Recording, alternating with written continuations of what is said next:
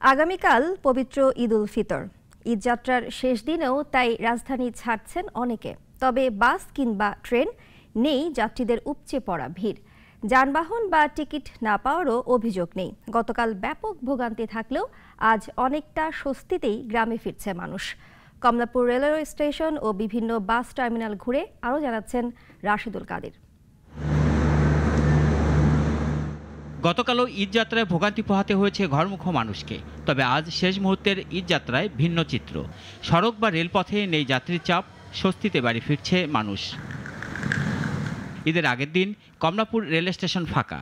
যাত্রীরা বলছেন টিকিট কাটা থেকে শুরু করে সব মিলিয়ে স্বস্তিতেই যেতে পারছেন তারা।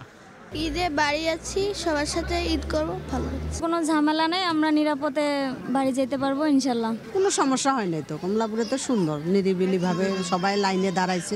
বিগত 2-3 দিন তো অনেক জ্যাম ছিল, কিন্তু জ্যামে আসলে যাইতে চাই নাই সেই জন্য।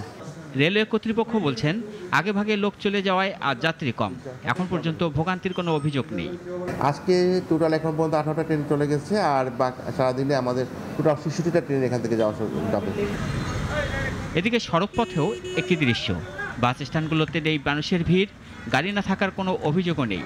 টিকিটও পেয়েছেন সবাই।